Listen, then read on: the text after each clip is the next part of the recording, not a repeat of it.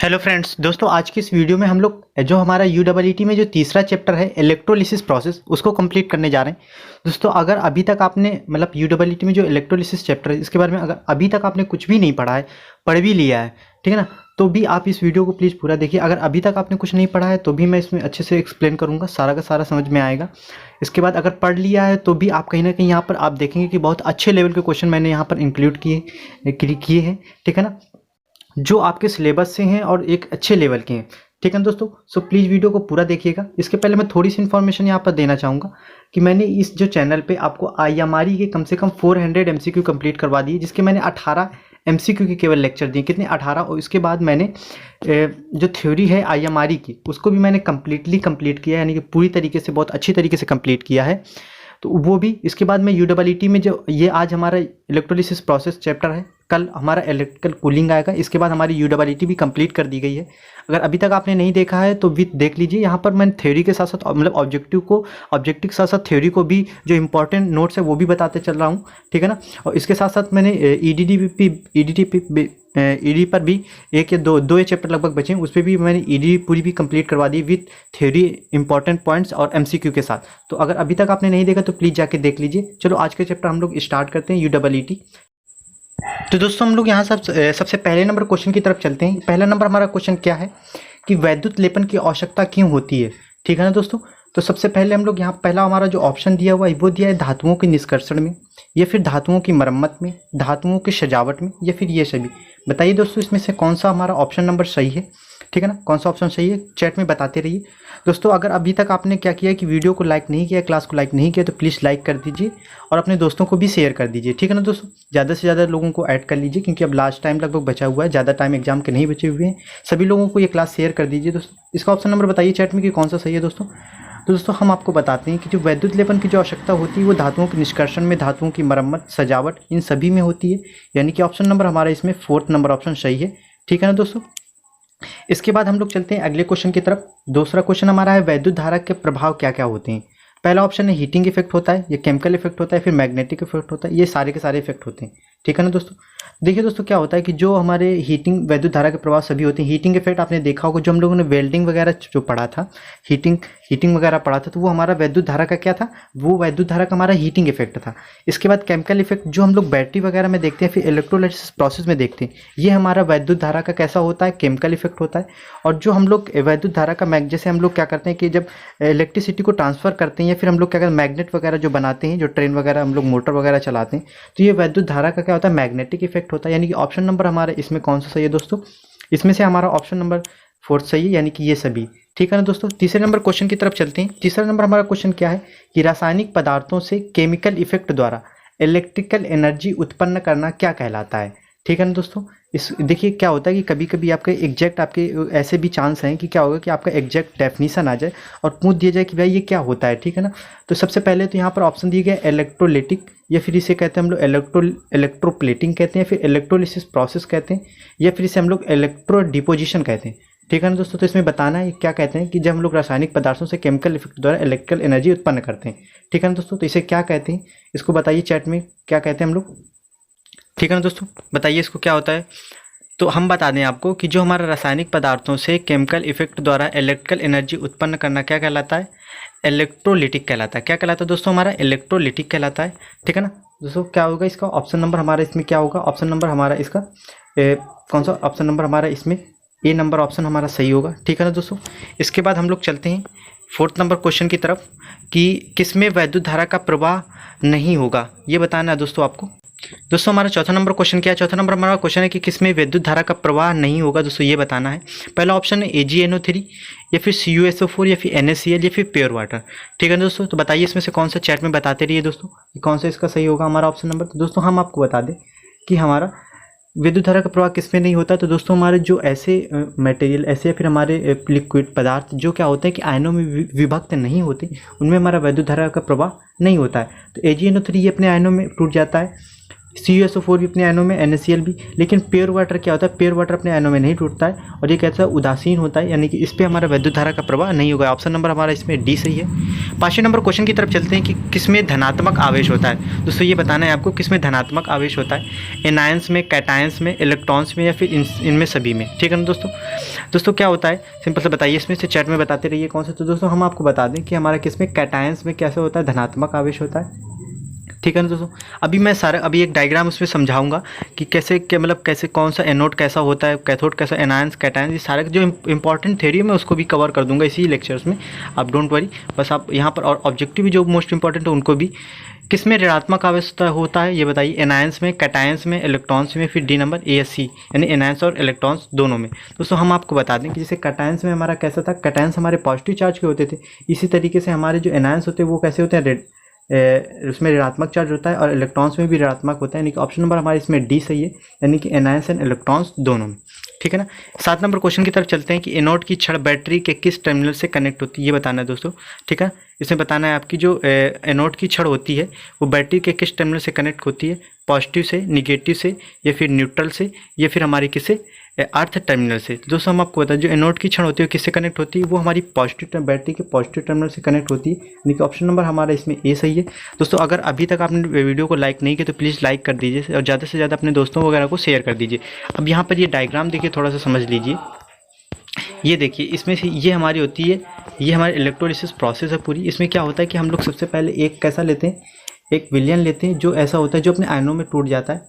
इसके बाद यहाँ पर देखिए 2 छड़ें ली गई हैं कॉपर की, एक हमारी प्योर कॉपर की है और एक इम्प्योर कॉपर की है। जो हमारी देखिए यहाँ पर मैंने अभी एक क्वेश्चन पूछा था कि जो हमारी कौन सी मतलब छड़ होती है जो बैटरी मतलब बैटरी के उसे पॉजिटिव से कनेक्ट होती थी। यहाँ पर ये देखिए आप, ये बैटरी का पॉजिटिव टर्मिनल है कि नहीं है। ठीक है ना, इससे क्या हो, देखिए ये हमारा एनोड कनेक्ट है और निगेटिव टर्मिनल से हमारी कौन सी कनेक्ट है। यहाँ पर देखिए थोड़ा सा साइन ये सही नहीं बना है, ये छोटा होता है हमेशा, याद रखना कि जो बड़ा साइन होता है ये पॉजिटिव का, जो छोटा होता है ये निगेटिव का। ये पॉजिटिव ये निगेटिव, तो ये जो और निगेटिव वाली देखिए किससे, ये कैथोड से कनेक्ट है। ये प्योर कॉपर की होती है और इम्प्योर क्यों, क्योंकि जो एनोड है वो एनोड हमारा कुछ टाइम बाद क्या होता है, गलता रहता है। अब देखिए यहीं पर थोड़ा सा मैं इलेक्ट्रोप्लेटिंग की प्रोसेस को समझाता हूँ। यहाँ पर आप समझ लीजिए कि क्या होता है कि यहाँ पर जिस हमें धातु में चढ़ानी होती है परत, उसको हम लोग प्योर कॉपर बोलते हैं, यानी कि इसकी हमें चढ़ानी है तो उसको हम लोग क्या बना देते हैं, उसको कैथोड बना देते हैं। और जिस धातु की परत चढ़ानी है उसे हम लोग एनोड बना देते हैं। अब फिर हम लोग क्या करते हैं, DC सप्लाई देते हैं और धीरे धीरे एनोड क्या होता है, गलता जाता है और इस पर वो धातु इस पर डिपॉजिट होती जाती है और उस पर वो धातु की परत चढ़ जाती है। ठीक है ना, तो इस तरीके से हमारी इलेक्ट्रो डिपोजिशन प्रोसेस होती है।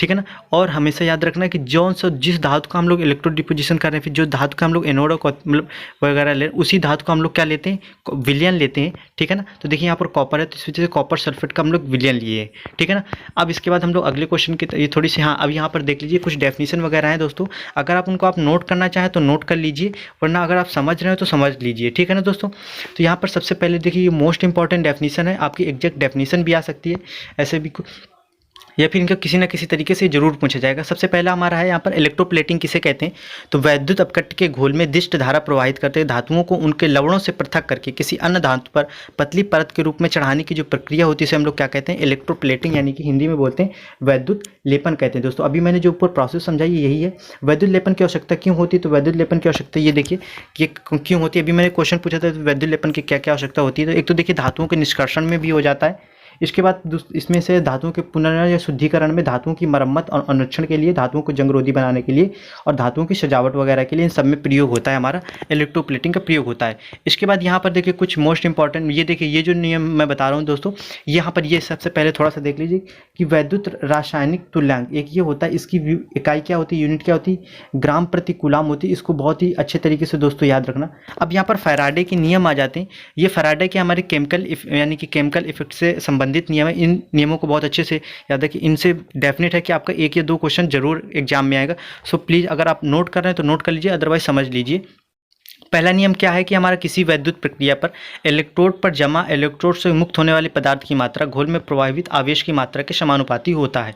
सिंपल से इतना ये समझ लीजिए कि जैसे हमने यहाँ पर अगर हम किसी विलयन में क्या कर रहे हैं कि यहाँ पर जैसे ये इलेक्ट्रोड है, इस पर जो करंट फ्लो कर रहे हैं, तो जितना ज़्यादा इसमें करंट फ्लो करेंगे उतना ही ज़्यादा हमारा क्या होगा कि दूसरे वाले पे हमारी ये धातु गल करके दूसरे वाले में उतनी ज़्यादा धातु हमारी क्या होगी, डिपॉजिट होगी, जमा होगी। यानी कि सिंपल सी वही है कि इलेक्ट्रोड से मुक्त होने वाली पदार्थ की मात्रा घोल में प्रवाहित धारा की या फिर धारा या फिर आवेश के समानुपाती होते हैं, यानी कि Q M is proportional to Q। M का मतलब है मास ऑफ इलेक्ट्रोड, ठीक है ना, द्रव्यमान, और Q है हमारा आवेश, और Q बराबर हमारा क्या होता है IT, तो आप ऐसे भी लिख सकते हैं। इसके बाद जब हम यहाँ पर ये प्रोपोर्शनल, यहाँ पर इक्वल का साइन आएगा, जब हम प्रोपोर्शनल के साइन को हटाएंगे तो यहाँ पर एक इक्विवेलेंट आता है, एक नियतांक आता है जिसे हम लोग बोलते हैं जेट, इसे बोलते हैं हम लोग विद्युत रासायनिक तुल्यांक। क्या बोलते हैं? विद्युत रासायनिक तुल्यांक बोलते हैं। दूसरा नियम हमारा क्या कहता है? दूसरा नियम ये कहता है कि यदि विभिन्न विद्युत अपघट्टों को घोलों में, यानी कि हमने अब क्या करें कि हम लोग डिफरेंट विलयन ले लें, ठीक है ना, फिर उस पर हम लोग समान धारा समान समय तक प्रोवाइड करें। जैसे सपोज हमने क्या लिया कि हम लोग 3 बॉक्स ले लिए ऐसे करके, ठीक है ना, 3 बॉक्स ले लिए। अब इसमें क्या करते हैं, विलियन एक में CuSO4 का, एक में AgNO3 का है, या फिर एक में NaCl का है। अब हमने समान में क्या सभी भी करंट को फ्लो किया किसी न किसी तरीके से, और सब में 1 एम्पियर की करंट फ्लो की, 1 एम्पियर की करंट, और 1 मिनट तक फ्लो की। तो सब में जितनी ज़्यादा हमारी क्या होगी, मतलब जितनी जो मात्रा मतलब हमारी यहाँ पर जमा होगी, M1 सपोज इस पे M2, इस पे M3, तो ये हमारी किसके बराबर होगी? ये हमारी उसके रासायनिक, उन सबके रासायनिक तुल्यांकों के बराबर होगी। यानी कि इसी को हम लोग फॉर्मूले से बता देते हैं कि M1/M2 इक्वल टू W/W, या फिर ऐसे भी लिख सकते हैं M1/M2 equal to Z1/Z2 equal to W1/W2। ये हमारी जो फार्मूला, जो हमारा फर्स्ट वाला था फार्मूला, उसी से ही आ जाता है, ठीक है ना। तो अब इन दोनों डेफिनेशन को अच्छे से याद रखना कि फर्स्ट डेफिनेशन में क्या होता है, फर्स्ट डेफिनेशन में हम लोग कितना हमारा, जब हम किसी विलयन में इलेक्ट्रॉन मतलब उसमें आवेश का प्रवाह करते हैं, फिर धारा का प्रवाह करते हैं, तो कितना हमारा उसमें वैद्युत अपघट, यानी कोई इलेक्ट्रोड कितना डिपॉजिट हो रहा है वहाँ पर, एक इलेक्ट्रोड घट करके दूसरा कितना डिपॉजिट हो रहा है दूसरे वाले। और दूसरे में ये होता है कि हम लोग डिफरेंट विलयन लेते हैं और उस पर हम लोग समान करंट समान समय तक प्रोवाइड करते हैं, उनमें से कितना हमारा सब में मास लिबरेटेड होता है, अलग होता है, निक्षेपित होता है, वो उसके रासायनिक तुल्यांक के बराबर होता है, ठीक है ना। तो ये हमारा, तो ये दोनों डेफिनेशन। अब इसके बाद देखिए कुछ इंपॉर्टेंट टर्म्स हैं। करंट एफिशिएंसी क्या होती है? करंट एफिशिएंसी इतना समझिए कि क्या होता है कि जैसे हमने तो एक सिद्धांत निकाला कि भाई इतना हमारा जेड रासायनिक तुल्यांक है, इतनी हमने करंट दी और इतना हमारा मतलब हमारा पदार्थ जमा होना चाहिए, लेकिन ऐसा वास्तविक में नहीं होता, प्रैक्टिकली में थोड़ा सा कमी होता है। तो यही तो करंट एफिशिएंसी का फार्मूला होता है कि जब पदार्थ की जो वास्तविक जमा मात्रा होती है अपान सैद्धांतिक में, थ्योरी रूप में आपने जैसे थ्योरी से गणना करके आपने कितनी निकाली ये मात्रा, उसके बाद वास्तव में कितनी जमा हुई, इन दोनों का जो अनुपात होता है उसे हम लोग बोलते हैं करंट एफिशिएंसी, ठीक है ना। तो इसी को वैद्युत अपघट्ट में अशुद्धता के कारण द्वितीय क्रिया होने लगती है, जिससे कि मुक्त या जमा पदार्थ की मात्रा फैराडे के सैद्धांतिक मान से हमेशा कम होती है। बस सिंपल सा ये करंट एफिशिएंसी का मान होता है। करंट एफिशिएंसी का मान कितने से कितने के मध्य होता है? देखिए दोस्तों, ये डाटा वाले क्वेश्चन है, आपके आने के कंफर्म चांसेस हैं, कहीं ना कहीं ये नोट कर लीजिए। और अगर ये होता है, देखिए आगे के भी नॉलेज के लिए आपके इंपॉर्टेंट है, क्योंकि आपको फाइनल ईयर ऐसा है नहीं कि आप आगे नहीं पढ़ेंगे, आपका इंटरव्यू वगैरह हो गए, इन सब में ये सारे पॉइंट इंपॉर्टेंट है। ऐसा ही नहीं कि आपका कल एग्जाम्स देने के बाद आपका सब कुछ खत्म हो गया। तो इस वजह से मैं अच्छे से अच्छे पॉइंट्स यहाँ पर इंक्लूड किए हैं मैंने, कि आपके एग्जाम्स के साथ साथ आपकी नॉलेज भी इंक्रीज हो। इसके बाद क्रोमियम लेपन में हम लोग केवल 15% धारा ही क्रोमियम अम्ल में क्रोमियम को जमा करने में प्रयोग होती है। इसके बाद आता है एक एनर्जी इफिशिएंसी। एनर्जी इफिशिएंसी में मतलब ये होता है कि देखिए, एक तो हमारी उसमें सैद्धांतिक गणना होती है कि सैद्धांतिक हमारा इतना वहाँ पर हमारी एनर्जी लगेगी, लेकिन वास्तविक रूप में हमारी एनर्जी कितनी खर्च होती है, इन दोनों का जो अनुपात होता है उसे हम लोग बोलते हैं एनर्जी इफिशिएंसी, ठीक है ना। यानी कि वैद्युत अपघट्ट में अशुद्धता के कारण द्वितीय प्रक्रिया में धातु को जमा करने मुक्त करने में आवश्यक वास्तविक विद्युत ऊर्जा का मान उसके सैद्धांतिक मान से हमें अपेक्षा अधिक लगता है। जैसे हमारा क्या होता है कि हमेशा इलेक्ट्रोड में जो मात्रा थी वो कम जमा होती है, लेकिन अब जब यही हम लोग बात करते हैं एनर्जी इफिशिएंसी में, ठीक है ना, यानी कि ऊर्जा दक्षता में, तो ऊर्जा दक्षता में हमेशा प्रैक्टिकली रूप में हमारी जो ऊर्जा दक्षता वो ज़्यादा लगती है जितनी हम थ्योरी में निकालते हैं, ठीक है ना। अब हम लोग 8वें नंबर क्वेश्चन की तरफ चलते हैं। दोस्तों, अगर आपने ये सारे के सारे अपने वो बहुत अच्छे से पॉइंट पढ़े हैं तो अब ये आगे क्वेश्चन बहुत ही इजीली कर पाएंगे। इलेक्ट्रोलिटिक प्रोसेस में, इलेक्ट्रोलिटिक जो प्रोसेस होती है उसमें धारा कैसी देते हैं ये दोस्तों बताना है। तो उसमें सिंपल से हम लोग कौन सी धारा देते हैं, तो उसमें डीसी देते हैं हम लोग, ठीक है ना। इलेक्ट्रोलाइट में धारा का प्रवाह होता है, ये दोस्तों बताना है केवल किसके द्वारा होता है। तो दोस्तों हम बता दें, इलेक्ट्रोलाइट में जो धारा का प्रवाह होता है वो दोस्तों केवल आयंस के द्वारा होता है। सिंपल सा आप समझ लेना, इस चीज़ को थोड़ा सा याद रखना कि जो हमारे, देखिए कहीं कहीं पर अगर आपको बोथ आयंस एंड इलेक्ट्रॉन्स देते तो आप ज़्यादा बहस हम नहीं, लेकिन हाँ चीज़ें क्या होती है, जो अब अगर आप किसी सोल्यूशन के अंदर बात करेंगे तो सोल्यूशन के अंदर हमारे किसमें धारा का जो प्रवाह होता है वो आयंस के द्वारा होता है, लेकिन आउटर सर्किट में हमारा इलेक्ट्रॉन्स के द्वारा होता है, ठीक है ना दोस्तों। इसके बाद हम लोग 10वें नंबर क्वेश्चन की बात करते हैं। तो इसमें से तो ऑप्शन नंबर हमारे इसमें फर्स्ट ही सही है, केवल आयंस के द्वारा होता है इसमें, ठीक है ना, सिंपल सा। इसके बाद हम लोग बात करते हैं कि किसी तत्व का परमाणु भार तथा संयोजकता का अनुपात क्या कहलाता है। दोस्तों ये पहले केमिकल इक्विवेलेंट, इलेक्ट्रोकेमिकल इक्विवेलेंट, या फिर तुल्यांकी भार, या फिर ये सभी तो दोस्तों हम आपको बता दें किसी तत्व का जो हमारा परमाणु भार तथा संयोजकता का जो अनुपात है वो हमारा क्या कहलाता है, केमिकल इक्विवेलेंट कहलाता है। इलेक्ट्रोकेमिकल इक्विवेलेंट का मात्रक क्या होता है, देखिए दोस्तों अभी ऊपर हमने केवल वहाँ पर केमिकल इक्विवेलेंट की बात की थी, अब यहाँ पर इलेक्ट्रोकेमिकल इक्विवेलेंट आ गया। इसके पहले मैंने इसका भी मात्रक मैंने ऊपर बताया ही था थ्योरी में, अगर आपने अच्छे से देखा है तो आपको तुरंत आप बता सकते हैं कि क्या होता है मात्रक। पहला ऑप्शन है ग्राम प्रति कूलाम या फिर ग्राम एम्पियर, ग्राम प्रति एम्पियर सेकेंड या फिर कूलाम प्रति ग्राम या फिर ए तथा बी दोनों ऑप्शन। दोस्तों हम आपको बता दें जो अभी मैंने ऊपर इलेक्ट्रोकेमिकल इक्विवेलेंट का जो मात्रक बताया था वो क्या बताया था, ग्राम प्रति कूलाम बताया था। अब कूलाम को आप तोड़ दीजिए, क्यू बराबर क्या होता है आई टी होता है, तो एम्पियर इंटू सेकंड भी तो लिख सकते हैं, तो ये बी नंबर भी सही, तो यानी कि ऑप्शन नंबर हमारा इसमें कौन सा सही है, ऑप्शन नंबर हमारा इसमें डी सही है। ठीक है ना दोस्तों। इसके बाद वैद्युत अपघट्ट का महत्वपूर्ण नियम दिया था, किसने दिया था दोस्तों, अभी तो हमने इसी के बारे में डिस्कस भी किया था, किसने दिया था, तो सिंपल सा आप बता सकते हैं किसने दिया था, फैराडे ने दिया था। ठीक है ना, ठीक है ना। तो ऑप्शन नंबर हमारा कौन सा सही है दोस्तों, ऑप्शन नंबर हमारा इसमें तीसरा सही है, कौन सा, तीसरा ऑप्शन नंबर हमारा सही है। इसके बाद हम लोग 13 नंबर क्वेश्चन की तरफ चलते हैं कि किसी वैद्युत प्रक्रिया में इलेक्ट्रोड पर जमा या इलेक्ट्रोड से मुक्त होने वाले पदार्थ की जो मात्रा है घोल में प्रवाहित आवेश की मात्रा के समानुपाती होता है। ये फैराडे का कौन सा नियम है। देखिए मैंने पहले भी दोस्तों डिस्कस किया था कि ऐसे क्वेश्चन आ सकते हैं कि आपको डेफिनेशन दे दी जाए डायरेक्ट और पूछ दिया जाए कि ये फैराडे का नियम कौन सा है। आपको पता तो होता है भाई नियम ये होते हैं, लेकिन आप कन्फ्यूज हो सकते हैं कि कौन सा फर्स्ट है कि सेकेंड है या थर्ड है फोर्थ है। ऐसे भी वैसे तो 2 ही नियम थे, लेकिन अगर जिसको नहीं पता है तो फिर उसके लिए तीसरा चौथा भी हो सकते हैं। तो पहला ऑप्शन है फैराडे का प्रथम नियम, फैराडे का द्वितीय नियम, फैराडे का तृतीय नियम, फैराडे का चतुर्थ नियम। दोस्तों ये सिंपल सा है, मैंने बताया था ना कि जो पदार्थ की मात्रा घोल में प्रवाहित आवेश की मात्रा के समानुपाती होती है, कितनी मात्रा हमारी मुक्त हो रही है, ये हम लोग फैराडे के प्रथम नियम में बात करते हैं। किसमें, फैराडे के प्रथम, यानी कि ऑप्शन नंबर ए सी। दोस्तों अब अभी तक आपने हम क्लास को लाइक नहीं तो प्लीज़ लाइक कर दीजिए और वीडियो को ज़्यादा से ज़्यादा शेयर कर दीजिए, बस इतने लोग देखेंगे कि आप, ठीक है ना। अब मैंने इतना सारा का सारा आपका पूरा सिलेबस, लगभग पूरा सिलेबस आपका कंप्लीट करवाया है अच्छे से, ठीक है ना। बस आपका प्रेजेंटेशन यानी कि थोड़ा सा टाइपिंग करके मैं वीडियो नहीं ला पाया। क्या दोस्तों ऐसे ही होगा कि मतलब कंटेंट्स आपको अच्छे से अच्छा दिया जा रहा है, इसके बाद भी कहीं ना कहीं आप ऐसे करें, प्लीज़ ज़्यादा से ज़्यादा शेयर कर दीजिए। 14 नंबर क्वेश्चन की तरफ चलते हैं, जो एम इंटू डब्ल्यू वही, या फिर हम लोग एम इंटू जेड भी से लिख सकते हैं, ठीक है ना। जो रासायनिक तुल्यांकी भार है इसे हम लोग, या फिर M directly proportional to Z. ये पूछा गया कि ये किस नियम के अंतर्गत आता है, फैराडे का प्रथम नियम, फैराडे का द्वितीय, फैराडे का तृतीय, फैराडे के चतुर्थ। दोस्तों हम आपको बता दें ये किसके आता है, किस नियम के अंतर्गत, ये तो फैराडे के द्वितीय नियम के अनुसार आता है, ठीक है ना। इसके बाद हम लोग अब यहाँ पर देखिए कुछ पॉइंट्स फिर मैंने यहाँ पर, ठीक है ना दोस्तों, इस चीज़ को थोड़ा सा समझिए कि जो विद्युत निक्षेपण का जो लेपन का सिद्धांत आता है सिंपल सा, ठीक है ना, वो किसके अंतर्गत आता है। तो जो विद्युत निक्षेपण का जो हमारा दोस्तों इसमें बता दें आपको कि जो हमारा ये कौन सी किस नियम की बात है, 14 नंबर क्वेश्चन की बात कर रहे थे, तो हो गया था। अब हम लोग ये basic principle of electro deposition यानी कि विद्युत निक्षेपण का जो सिद्धांत है उसके बारे में कुछ इंपॉर्टेंट पॉइंट्स यहाँ पर डिस्कस कर रहे हैं। इनको अच्छे से अगर आप नोट्स कर रहे हो तो नोट कर लीजिए, अदरवाइज बहुत अच्छे से समझ लीजिए, कहीं ना कहीं क्वेश्चन भी इन्हीं से आना है। जो विद्युत निक्षेपण का जो लेपन का सिद्धांत होता है ये आयनिक जो किस सिद्धांत पर आधारित है, आयनिक डिपोजिशन या फिर विद्युत अपघटनी प्रक्रिया पर आधारित होता है। इलेक्ट्रो डिपोजिशन कहाँ कहाँ पर, जैसे विद्युत फार्मिंग, इसके उदाहरण वगैरह हैं।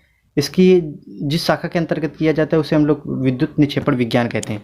इसके बाद इसके जो कौन कौन से कारक हैं जो इफेक्ट करते हैं, जैसे करंट डेंसिटी हो गई, इलेक्ट्रोलिटिक कंसंट्रेशन हो गया, सिंपल सा है, जितनी ज़्यादा आप करंट देंगे उतना ही ज़्यादा उच्च धारा घनत्व पर विद्युत निक्षेपण समान रूप में सूक्ष्म कणिक होता है, परंतु बहुत अधिक उच्च धारा होने पर धातु निक्षेपण नरम सरंध्र हो जाता है, जो कि उपयुक्त नहीं, यानी कि बहुत ज़्यादा आपको करंट नहीं देनी है, ठीक है ना। इसके बाद हम लोग बात करते हैं कि जैसे इसमें इलेक्ट्रोलिटिक कंसंट्रेशन की बात करें तो जितना ज़्यादा हमारे क्या सांद्र वैद्युत अपघट्ट पर उच्च धारा घनत्व प्राप्त होता है, जिससे कि समरूप में सूक्ष्म कणिक निक्षेपण प्राप्त किया जा सकता है, यानी कि कंसंट्रेशन हाई होगा तो भी अच्छा रहता है। उसमें और भी सारी प्रोसेस होती हैं जिसमें करंट डेंसिटी भी काफ़ी सारा रोल निभाती है। नेचर ऑफ इलेक्ट्रोलाइट, नेचर हमारा यानी कि उस पर कैसे जटिल आयन है या फिर उसमें नॉर्मल है, ये भी इफेक्ट करता है। टेम्परेचर कैसा है, ये भी परंतु बहुत अधिक तापमान पर निक्षेपण द्रव्यदार तथा स्थूल होता है। एडिशन एजेंट, अगर इसमें जैसे क्या होता है, अब इस चीज़ को थोड़ा सा यहाँ देख लीजिए कि जैसे क्या होता है कि कुछ पॉइंट्स अगर हम लोग मिला देते हैं तो इससे क्या होता है, जो हमारा चालक कारक होता है उसका प्रतिरोध घट जाता है। प्रतिरोध घटने से क्या होता है कि ऑटोमेटिक उसमें वो कुछ ज़्यादा अच्छा हो जाता है हमारे निक्षेपण। जैसे जिंक निक्षेपण के लिए हम लोग जिंक सल्फेट के घोल में ग्लूकोज या चीनी मिलाते हैं, ठीक है ना। और इसके बाद कुछ प्रमुख यौगिक कारक जैसे जिलेटिन, गोंद, रबर इत्यादि, इनमें से निक्षेपण मतलब डालने से निक्षेपण वगैरह यानी कि डिपोजिशन बढ़ जाता है। एक होती है थ्रोइंग, फेंकन शक्ति क्या होती है, इस चीज़ को देख लीजिए थोड़ा सा आप मुझे, फेंकने की शक्ति। ऐसी वैद्युत अपघट प्रक्रिया जिसमें टेढ़े मेढ़े कैथोडों पर धातु का समरूप लेपन हो या फिर फेंकन शक्ति कहलाता है। टेढ़े मेढ़े कैथोड का वह हिस्सा जो नज़दीक के एनोड के नज़दीक होता है उस हिस्से में दूर वाले हिस्से की तुलना में जमने वाली धातु की अपेक्षाकृत मोटी होती है। ये पॉइंट्स हैं, आप मैंने सारे मेंशन कर लिए। अगर आप नोट करना है तो नोट कर लीजिए, अदरवाइज आपको पीडीएफ भी मिल जाएगी और ज़्यादा से ज़्यादा टाइम वीडियो को देख लेना, समझ में आएगा। 15 नंबर क्वेश्चन की तरफ चलते हैं कि इलेक्ट्रो डिपोजिशन वैद्युत निक्षेपण का सिद्धांत किस पर आधारित होता है। अभी मैंने दोस्तों ऊपर डिस्कस किया, किसके, आयनिक विघटन और विद्युत अपघटन दोनों पर आधारित होता है। यानी कि ऑप्शन नंबर हमारे ए और बी सही है, यानी कि ऑप्शन नंबर सी सही है। 16 नंबर क्वेश्चन की बात करते हैं कि इलेक्ट्रो डिपोजिशन को प्रभावित करने वाले कौन कौन से कारक हैं। Current density, electrolytic concentration, nature of electrolyte, temperature of electrolyte, all of this. दोस्तों हम आपको बता दें जो इलेक्ट्रो डिपोजिशन को जो प्रभावित करने वाले कारक कौन कौन से हैं, वो सभी हैं, यानी कि ऑल ऑफ दिस, इसमें सभी सही हैं। उसको चैट में जल्दी जल्दी से बताते रहिएगा कौन सा, इसमें कोई डाउट्स हो तो आप चैट में भी पूछ लीजिए। टेढ़े मेढ़े कैथोड पर धातु का समरूप लेपन किसके द्वारा किया जाता है, या फिर ये कहलाता क्या है दोस्तों, अभी मैंने ऊपर डिस्कस किया। Current efficiency, energy efficiency, throwing power, none of this. तो सिंपल से क्या होता है, वो होता है थ्रोइंग पावर। इसके बाद हम लोग बात करते हैं 18 नंबर क्वेश्चन में, इलेक्ट्रोलिटिक प्रोसेस के लिए डीसी सप्लाई प्राप्त की जाती है, किसके द्वारा प्राप्त की जाती है। देखिए अब ये तो हमें पता है कि इलेक्ट्रोलिटिक प्रोसेस में डीसी सप्लाई दी जाती है, लेकिन प्राप्त किसके द्वारा की जाती है ये आपको बताना है। मोटर जनरेटर सर्किट द्वारा, या फिर copper oxide rectifier, selenium rectifier, इन सभी द्वारा। दोस्तों हम आपको बता दें जो इलेक्ट्रोलिटिक प्रोसेस के लिए जो डीसी सप्लाई प्राप्त की जाती है, ये देखो डीसी सप्लाई ह्यूज अमाउंट की बात है। थोड़े से अगर थोड़ी बहुत है तो आप तो कहीं ना कहीं बैटरी से आपने सेल लगाया हो, ठीक है, लेकिन अब जब जहाँ पर अपना विद्युत निष्कर्षण होता है, बड़ी बड़ी फैक्ट्रियों उन सब में ये सब चीज़ें लगी होती हैं, यानी कि जहाँ पर ह्यूज अमाउंट आपको डीसी सप्लाई चाहिए, ठीक है ना, इलेक्ट्रोलिसिस प्रोसेस के लिए, तो वहाँ पर इन सभी यंत्रों का प्रयोग होता है। यानी कि ऑप्शन नंबर इसमें डी सही है हमारा। 19 नंबर क्वेश्चन की तरफ चलते हैं कि वैद्युत लेपन में प्रयुक्त वोल्टता कितनी होती है दोस्तों, 220 वोल्ट, 220 वोल्ट, या फिर 440 वोल्ट, या 50 से 220 वोल्ट। दोस्तों हम आपको बता दें जो इलेक्ट्रोप्लेटिंग में जो हमारी जो प्रयुक्त वोल्टता होती है वो दोस्तों बहुत ही कम होती है, लेकिन वहाँ पर करंट डेंसिटी का मान बहुत ज़्यादा हो जाता है, लगभग वो 200 से 300 के लगभग चला जाता है, ठीक है ना, इतना हमारा हो जाता है। लेकिन जहाँ पर सिंपल सा आपको पता है कि जहाँ पर करंट का मान ज़्यादा वहाँ पर वोल्टेज का मान कम होगा, यानी कि ऑप्शन नंबर इसमें ए सही, 220 वोल्ट तक होता है। अब यहाँ पर 20 नंबर क्वेश्चन की तरफ दोस्तों हम लोग चलते हैं कि लेड एसिड सेल में एक्टिव मटेरियल कौन सा दोस्तों, ये बताना है आपको। Lead peroxide, spongy, dilute sulphuric acid, या फिर ऑल ऑफ द एबव। दोस्तों इस क्वेश्चन को बताइए, और मैं भी नहीं बता रहा, चैट में बताइए, सब लोग बताइए कि इसका और क्या होगा, ठीक है ना, फिर मैं बताता हूँ कि इसका क्या होगा। सबसे पहले आप लोग बताइए कि लेड एसिड सेल में एक्टिव मटेरियल क्या होता है, ठीक है ना, ये लेड पेरोक्साइड, स्पंजी लेड, या फिर डाइल्यूट सल्फ्यूरिक एसिड, या फिर ऑल ऑफ द एबव, ठीक है ना। अब दोस्तों हम लोग 21 नंबर देखिए, ये जो इलेक्ट्रोलिसिस जो चैप्टर है इसमें से हमारी जो बैटरी आती है इसी में आ जाती है, तो इसी वजह से मैंने कुछ क्वेश्चन बैटरी के भी इंक्लूड कर दिए, और जो इंपॉर्टेंट पॉइंट्स है उसको भी मैंने इसी लेक्चर्स में इंक्लूड किया है। सो प्लीज़ आप क्लास को पूरा देखिए। अगर अभी तक आपने क्लास को लाइक नहीं किया तो ज़्यादा से ज़्यादा लाइक कर दीजिए और शेयर कर दीजिए, ठीक है ना दोस्तों। अब आपके कंटेंट बनाने के चक्कर पर में दोस्तों क्या होता है कि मैं टाइपिंग करके नहीं ला पाता हूँ, बस सोचता हूँ कि कितना ज़्यादा से ज़्यादा आप लोग कंटेंट सुन, क्योंकि वहाँ ऐसा नहीं होगा कि आप वहाँ पेपर में तो ऐसा होगा नहीं कि आपने क्लास प्रिंटिंग वाले से देखी थी, मतलब कि ऐसे नॉर्मल पीडीएफ से बनी देखी थी। आप वहाँ तो कंटेंट होगा कि आप वहाँ पर क्वेश्चन सही कर पा रहे हैं या नहीं कर पा रहे हैं। तो मेरा ज़्यादा से ज़्यादा जो मोटो है वो आपको कहीं ना कहीं अच्छे से अच्छा कंटेंट देने की है, ठीक है ना। बैटरी के चार्जिंग के दौरान कैथोड तथा एनोड पर गैसों का उत्सर्जन होता है, ये बताना। SO2 गैस, या फिर H2 गैस का उत्सर्जन होता है कैथोड पर, और O2 गैस का होता है एनोड पर, या फिर O2 गैस का होता है हमारी कैथोड पर और एनोड पर होता है H2 गैस का, ठीक है ना, या फिर इनमें से कोई। तो दोस्तों हम आपको बता दें जब बैटरी की जो चार्जिंग की जाती है तो उस समय H2 गैस का जो उत्सर्जन होता है वो हमारी कैथोड पर होता है, और O2 का कैसे होता है हमारी एनोड पर होता है, ठीक है ना, ये याद रखना। इसके बाद हम लोग बात करते हैं कि ये AH का मतलब होता है एम्पियर और एफिशिएंसी, और WH का मतलब होता है वाट और एफिशिएंसी का रेशियो लेड एसिड सेल का होता है, ये दोस्तों बताना है आपको।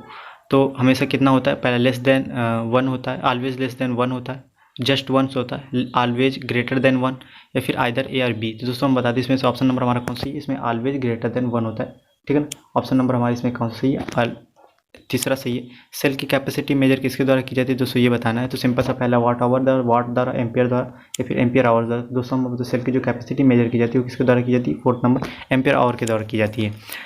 हम लोग अब 24 नंबर क्वेश्चन की तरफ चलते हैं। The capacity of lead acid cell is not depend on its, जो कैपेसिटी होती है लेड एसिड सेल की वो किस पर डिपेंड नहीं करती है, रेट ऑफ चार्ज पर, रेट ऑफ डिस्चार्ज पर, टेम्परेचर पर, क्वांटिटी ऑफ एक्टिव मटेरियल पर। दोस्तों ये किस पर डिपेंड नहीं करती है, सिंपल सी रेट ऑफ चार्ज पर डिपेंड नहीं करती है, ठीक है ना। ऑप्शन नंबर हमारा ए सही है। 25 नंबर क्वेश्चन की तरफ चलते हैं कि सल्फेशन जो होती है in lead acid cell battery occurs क्यों होती है। सल्फेशन का मतलब होता है कि थोड़ा थोड़ा सा जो कीचड़ वगैरह है नीचे जमा हो जाता है, किसमें, टिकल चार्जिंग में, इनकम्प्लीट चार्जिंग में, फिर हैवी डिस्चार्जिंग में, फिर फास्ट चार्जिंग में। तो ये दोस्तों जो सल्फेशन की जो प्रॉब्लम आती है इनकम्प्लीट चार्जिंग में आती है, ये ऑप्शन नंबर हमारे इसमें बी सही है। 26 नंबर क्वेश्चन की तरफ चलते हैं। Trickle charging of a storage battery helps to, trickle charging जो होता है वो बैटरी स्टोरेज में किस में हेल्प करता है, prevent sulphation, keep its fresh and fully charge, या फिर मेंटेन प्रॉपर इलेक्ट्रोलाइट, या फिर इंक्रीज इट्स रिवर्स कैपेसिटी। दोस्तों हम आपको बताएं जो ट्रिकल चार्जिंग होता है इसका जो प्रयोग होता है दोस्तों वो किस में होता है, ऑप्शन जल्दी से बताइए, हम बताते हैं आपको। बी नंबर ऑप्शन सही है, keep it fresh and fully charge. Trickle charging का प्रयोग इस वजह से करते हैं। अ डेड स्टोरेज बैटरी को हम लोग कैसे रिवाइव कर सकते हैं। पहला ऑप्शन है अ dose of H2SO4 adding so called, यानी कि कहने मात्र का थोड़ा सा बैटरी रिस्टोर, या फिर एडिंग डिस्टिल वाटर में, या फिर नन ऑफ द अबव। तो अगर कोई हमारी एक बैटरी डेड हो गई है बिल्कुल कम्प्लीटली, तो फिर हम उसको किसी तरीके से भी रिवाइव नहीं कर सकते, यानी कि नन ऑफ द अबव। ठीक है ना। देखिए देखो कुछ चीज़ें होती है वो थियोरेटिकल सही होती हैं, ठीक है ना। अब ऐसे नहीं होती हैं कि आप मतलब उसको आप प्रैक्टिकली भी लेने लगें, ठीक है ना। तो इस चीज़ों का भी आप थोड़ा सा याद रखिएगा, ठीक है। Floating battery systems are widely use किसके लिए होता है, फ्लोटिंग बैटरी सिस्टम किसके लिए सबसे ज़्यादा यूज होता है, पावर स्टेशन के लिए, emergency lightning, telephone exchange installation, all of the above. तो दोस्तों हम आपको बता दें जो फ्लोटिंग बैटरी सिस्टम होता है वो सबसे ज़्यादा यूज होता है ऑल ऑफ द अबव, यानी कि पावर स्टेशन, एनर्जी लाइटनिंग और टेलीफोन एक्सचेंज के लिए, यानी कि ऑल ऑफ द अबव इसमें सभी सही है, ठीक है दोस्तों। अब हम लोग यहाँ पर थोड़ा सा लेड एसिड बैटरी के बारे में बात कर लेते हैं। देखिए अब इसमें से समझ लीजिए कि तो उसमें से देखिए ये देखिए पर्टिकुलर्स और इसमें क्या क्या होता है। जो लेड एसिड सेल होता है उसमें कौन सी चीज़ क्या होती है, उसकी क्या स्ट्रेंथ होती है, क्या लाइफ, ये सारे के सारे। तो इससे भी कहीं ना कहीं आपके चांसेस हैं कि एक दो क्वेश्चन इसी से बन जाएंगे, 1-2 नंबर के क्वेश्चन। पहला क्वेश्चन है इसमें देखिए, पहले पॉइंट से यहाँ पर जो हमारा पॉजिटिव प्लेट होता है इसे हम लोग बोलते हैं PbO2 फॉर्मूला होता है, इसे बोलते हैं लेड पेरोक्साइड, और यही हमारा क्या होता है एक्टिव मटेरियल, इसे हम लोग एक्टिव मटेरियल बोलते हैं। नेगेटिव प्लेट क्या होता है, इसे हम लोग स्पंजी लेड बोलते हैं। इलेक्ट्रोलाइट H2SO4 होता है। एवरेज EMF कितना होता है, 2 वोल्ट्स पर सेल होता है, ठीक है ना। और इंटरनल रेजिस्टेंस कितना होता है, बहुत कम ही होता है। अब देखिए ये सब चीज़, जैसे एवरेज EMF कितना होता है तो 2 वोल्ट पर सेल होता है। इफिशियंसी कितनी होती है 90 to 95%। एम्पियर वाट आवर कितनी होती है, ये होती है 70 to 80%, ठीक है ना। एम्पियर आवर या फिर वाट आवर की बात करें तो होती है 72 से 80 के बीच। कॉस्ट की बात करें तो कंपेरेटिवली लेस देन एल्काइन जो बैटरी होती है उससे हमारी कैसी होती है, कम होती है दोस्तों। लाइफ की बात करें तो गिव्स नियरली 1250 चार्जेज और डिस्चार्जेज होते हैं, यानी कि आप 1250 बार इसे चार्ज और डिस्चार्ज कर सकते हैं किसको, लेड एसिड बैटरी को। स्ट्रेंथ की बात करें तो needs much care and maintenance, इसमें ज़्यादा केयर की जरूरत पड़ती है। सल्फेशन होता है, सल्फेशन मैंने अभी बताया था क्या होता है। और इसके बाद of course when the charge of discharge, यानी कि सल्फेशन वाली प्रॉब्लम आ जाती है इनकम्प्लीट जब चार्जिंग और डिस्चार्जिंग करते हैं। तो इस तरीके से आप देख सकते हैं कि सारा का सारा इसमें मैंने बहुत अच्छे तरीके से क्वेश्चन कंप्लीट किए, ठीक है ना। जो क्वेश्चन मैंने अभी इसमें पूछा था, अभी एक ये बताते कि क्या होता है, अभी क्वेश्चन मैंने छोड़ा था कि उसमें बताना था, उसको कमेंट्स करके बताइए कौन सा सही है दोस्तों, ठीक है ना। तो इस तरीके से आप दोस्तों अगर आप इसकी PDF चाहते हो तो प्लीज़ आप हमारे टेलीग्राम चैनल पर जुड़ जाइए। पॉलिटेक्निक लर्निंग हमारे टेलीग्राम चैनल का नाम है। अगर अभी तक आपने दोस्तों चैनल जो वीडियो को लाइक नहीं किया तो प्लीज़ लाइक कर दीजिए। अगर चैनल को अभी तक सब्सक्राइब नहीं किया तो प्लीज़ सब्सक्राइब कर दीजिए जरूर चैनल को, ठीक है ना। आपको डेली यहाँ पर क्लासेस मिल रही हैं, ठीक है। थैंक यू दोस्तों।